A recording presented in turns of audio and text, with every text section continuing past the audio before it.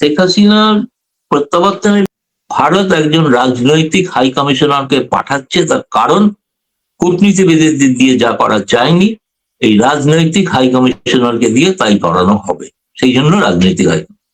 মানে আওয়ামী লীগের দেশে ফেরার জন্য কাজ করবেন উনি।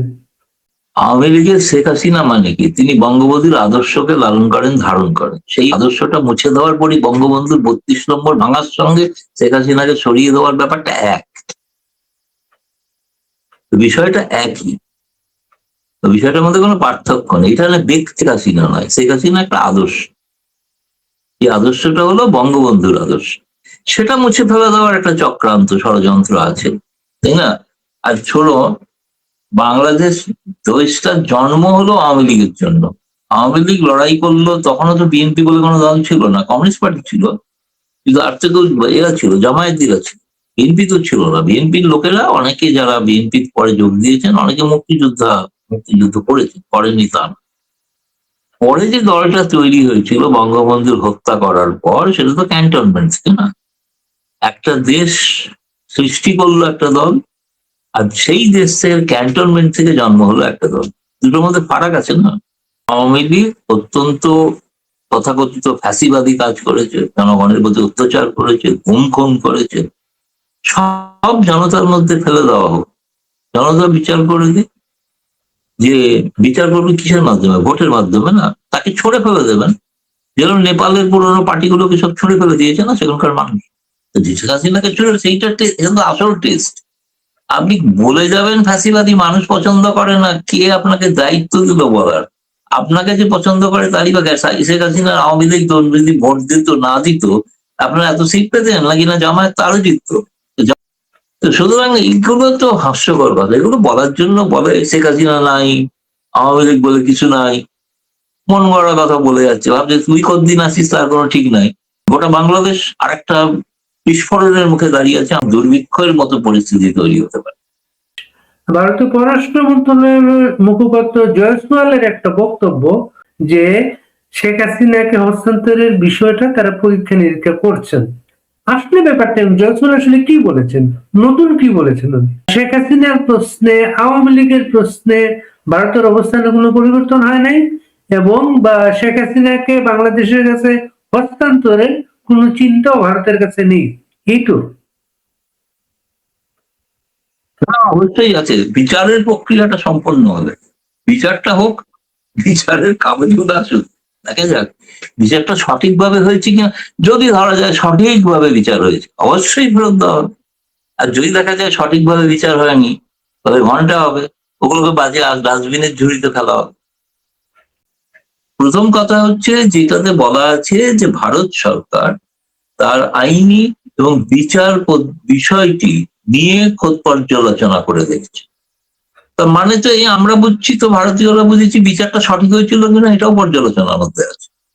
বিচারটা যেটা করা হয়েছিল সেটাই যে সঠিক তা তো নয়, সেটা তো বলেননি উনি, বিচারটা সঠিক শাস্তি হয়েছিল, বাকি হয়ে ঠিক হয়েছে এরকম বলেছেন? বলেননি তো। যে আইনের দ্বারা তৈরি হয়েছে, সে আইনের দ্বারা তৈরি করাটাও সঠিক হয়নি। যে ক্যাবিনেটের সিদ্ধান্ত হয়েছিল সে ক্যাবিনেট সিদ্ধান্তটা ওটা সঠিক হয়নি। যারা বিচারপতি নিয়োগ হয়েছে তাদের বিচারপতি নিযুক্ত হওয়ার যোগ্যতা নেই। আইনও যারা অপরাধী তাকে কোনো সুযোগ দেওয়া হয়নি, তা আত্মপক্ষ সমর্থন, এটাই পর্যালোচনার বিষয়। তো কি মুশকিল, তার থেকে তো সরে এসছে ভারত সরকার, আমরা ভারতীয়রা জানি সরে এসছেন কিন্তু।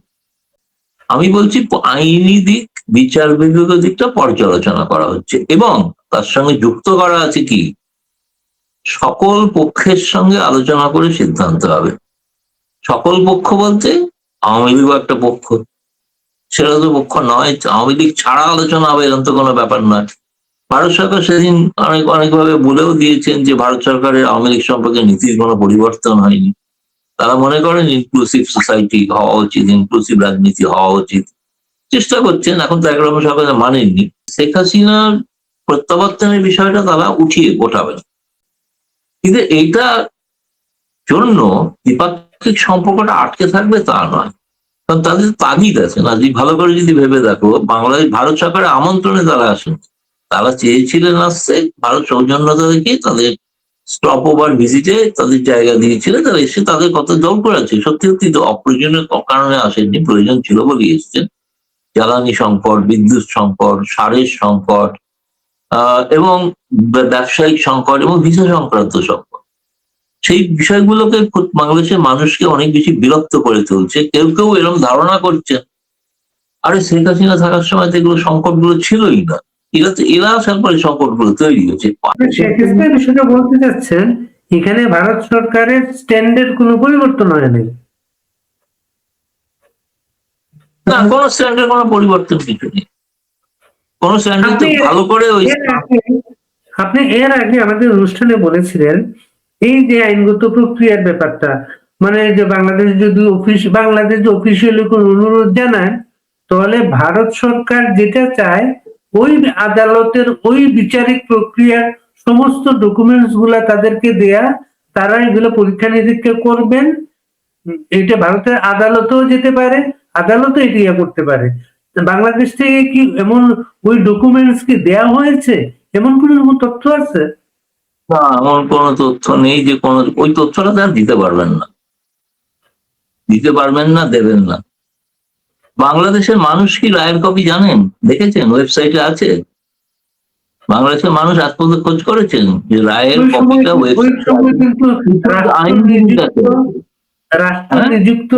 রাষ্ট্র নিযুক্ত শেখ হাসিনার আইনজীবী ওই সময় আদালতে বলেছিলেন, মিডিয়াকে বলেছিলেন, তিনি রায়ের কপি চেয়েছিলেন, তাকে দেয়া হয়নি।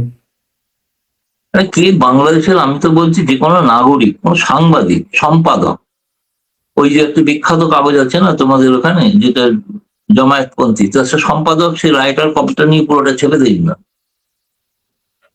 পুরো রায়ের কপিটা নিয়ে ছেপে দিন না। ওই রায়ের যার ভিত্তিতে রায় হয়েছিল সেটা হচ্ছে এখানে ছড়িয়েছে যে ভারত সরকারের প্রস্তাব হচ্ছে দুইটা, একটা হচ্ছে তাকে কাতারে যেতে হবে, নতুবা শেখ হাসিনা বিহীন নতুন আওয়ামী লীগ মেনে নিতে হবে। ভারত সরকারের নাকি এই ধরনের একটা প্রস্তাব শেখ হাসিনাকে দেওয়া হয়েছে, এইটা নিয়ে নানা মিডিয়ায় আলোচনা চলছে। না, কোনো বাংলাদেশের কাগজও কেউ লেখার সাহস দেখায়, বাংলাদেশের সোশ্যাল মিডিয়াতে আছে। বাংলাদেশের কোন কাগজ এরকম একটা খবর পেলে অনেক সাংবাদিক আছেন যারা বর্তমান সরকারের পররাষ্ট্র মন্ত্রণালয়ের অনেক ঘনিষ্ঠ, তাদের একটা দল তো আজকে চীনের উদ্দেশ্যে রওনা হলো, অনেক ঘনিষ্ঠ তারা। বিএনপির তো দল একটা রওনা হয়েছে চীনের উদ্দেশ্যে, ওখানে ওরাও আছে। তবে আজকে ভারতীয়দের সাংবাদিকদের একটা দল রওনা হচ্ছে সন্ধ্যেবেলা। তো এনিওয়ে সেটা অন্য বিষয়। কিন্তু যেটা বলতে চাইছি, এই যে সংবাদটি কাতারে যেতে বলা হয়েছে এবং তিনি যেতে চাইছেন না, না ভারতের কাগজ, না পশ্চিমী সংবাদ মাধ্যম, না বাংলাদেশের কাগজ, কোথায় প্রকাশিত হলো? যে খলিলুর রহমান এটা ভারত সরকারকে বলেছেন যে আওয়ামী লীগের রাজনীতি করার একটা স্পেস বাংলাদেশে আছে, কিন্তু সেটা শেখ হাসিনা থাকলে হবে না। শেখ হাসিনার বিকল্প যদি কেউ থাকেন এবং তারা যদি 15 বছরের ভুল স্বীকার করে নেন এবং তারপরে তারা যদি আবেদন করেন তাদের নিষেধাজ্ঞা প্রত্যাহার করার জন্য, তো তাদের জন্য তখন তারা বিবেচনা করবে। এই দ্বিতীয় কথাটা কিন্তু আমি জানি সত্য। আমি কাতারের শব্দটা বলতে পারছি না, সেটা আমি জানি না। কাতার কেন, কাতারে হঠাৎ কেন? কাতারে আমেরিকান বেস আছে বলে মানুষ জমিনের সম্পাদক মাঝে যান ওখানে আমেরিকানদের কাছ থেকে ডলার আনতে, সেই কারণে নাকি আমি জানি। সেটা কাতারটা কেন তার পছন্দ? মুখ থেকে বেরিয়ে আসেন অনেক অপরাধী মুখ থেকে সত্যি কথা বেরিয়ে আসে। কাতারটা খুব পরিচিত। এবং দ্বিতীয়ত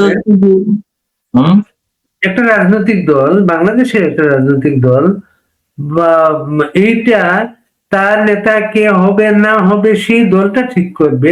এখানে ভারত সরকার কি করবে? এখানে ভারত সরকারের কিছু করার নেই, এটা আওয়ামী লীগকেই ঠিক করতে হবে এবং আওয়ামী লীগের নেত্রী শেখ হাসিনা তিনি ঠিক করবেন। গত 10ই এপ্রিল 17ই এপ্রিল পরপর দুদিন তিনি আওয়ামী লীগ কর্মীদের উদ্দেশ্যে ভাষণ দিয়েছেন। ভাষণে যারা যুক্ত হয়েছিল ফেসবুকে তাদের সকলেই আমি বলবো 100% তারা জননেত্রী শেখ হাসিনা, দেশনেত্রী শেখ হাসিনা তার প্রতি অকুণ্ঠ আস্থা জ্ঞাপন করেছেন। একজন কাউকে বলতে শুনিনি যে আপনি মাননীয় দয়া করে পদটা ছেড়ে সরে যান, অন্য কাউকে আসতে দিন, তাহলে আমরা বাঁচি, এরকম তো কথা কেউ বলেননি। তারা বলেছেন আপনি না থাকলে পার্টিটাই উঠে যাবে। তাই না? আমার তো মনে হয় বিএনপির মধ্যে অনেক যোগ্য নেতা আছেন, তাদের কথা ভাবা উচিত বিএনপি কর্মীদের। কারণ বর্তমান নেতৃত্ব যা করছেন, যা বলছেন তার উল্টো করছেন, আমি দেখতে পাচ্ছি। বলছেন পেট্রোলের দাম বাড়াবো না, ওমা পরের দিন বাড়িয়ে দিবে। তাদের বিশ্বাস করা ডিফিকাল্ট হয়ে গেছে। বাংলাদেশের মানুষ বিশ্বাস করবেন কিনা বলছেন নিষেধাজ্ঞা মানি না, বলছেন নিষেধাজ্ঞা করছি। অদ্ভুত ধরনের বিষয়, তাই না? এগুলো তো এখন আমার তো নিজের ধারণা, সত্যি সত্যি বাংলাদেশের অবস্থা ভারত পাশে না থাকলে খুবই সমস্যা দেখা দেবে। ধরুন মহামারী কোভিড এর সময় শেখ হাসিনা যেভাবে হ্যান্ডেল করেছে বাংলাদেশকে ওই ক্রাইসিসে,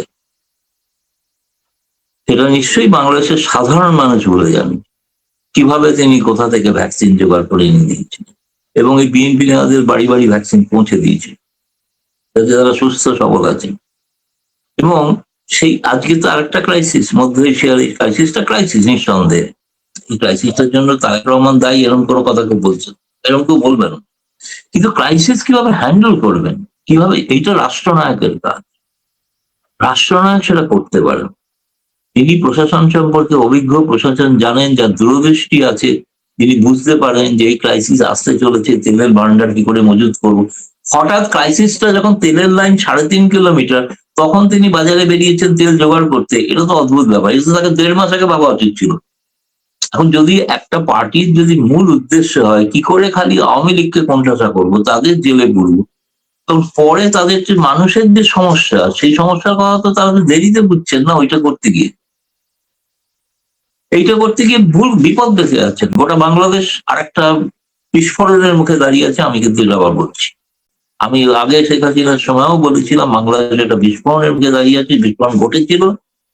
তো এখন বলছি বাংলাদেশ আবার একটা বিস্ফোরণের মুখে দাঁড়িয়ে পড়ছে এবং দুর্ভিক্ষের মতো পরিস্থিতি তৈরি হতে পারে। এটা কেন বলছেন আপনি? আপনি কোন অ্যাজাম্পশন থেকে বলছেন এটা?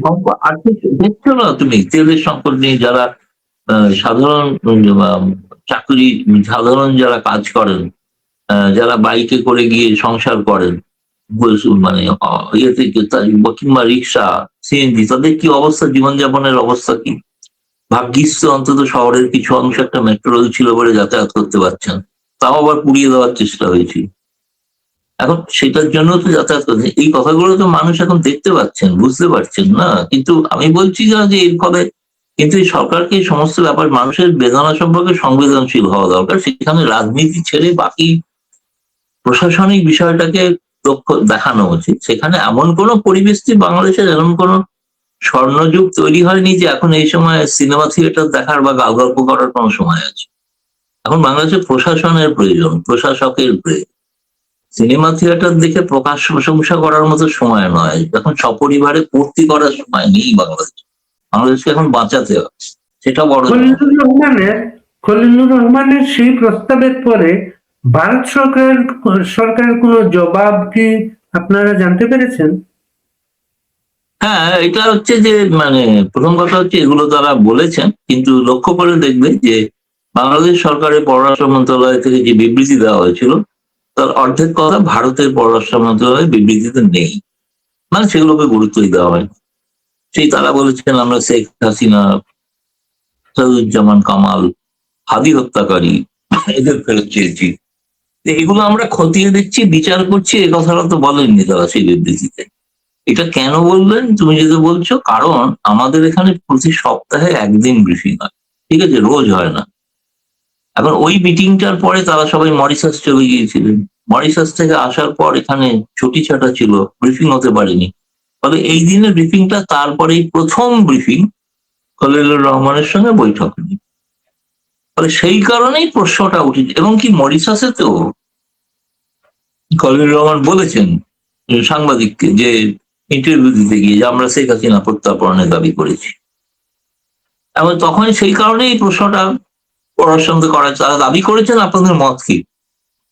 মত হচ্ছে যে আমরা ইয়ে করছি, আমরা খতিয়ে দেখছি আইনি এবং বিচার প্রক্রিয়া, মানে যেভাবে বিচার হয়েছিল সেই প্রক্রিয়াটা খতিয়ে দেখছি। কাগজ পাঠিয়েছেন কিনা এটা সত্যি আমি জানি না, এটা আমি আরেকবার খোঁজ নিতে হবে। কিন্তু ওরা দাবি করেছেন, হয়তো দিয়ে থাকতে পারেন, আমার সেটা আমি জানি না সঠিক। ওরাও বলেননি যে আমরা কাগজ দিয়েছি। একটা বিষয় মনে করেন, এই যে হাতি হত্যার সাথে সন্দেহভাজন যারা, ওদের ব্যাপারটা তো বেশ কিছু আলোচনা থেকে এটা চাপা পড়ে গিয়েছে, ওদের হস্তান্তরের ব্যাপার।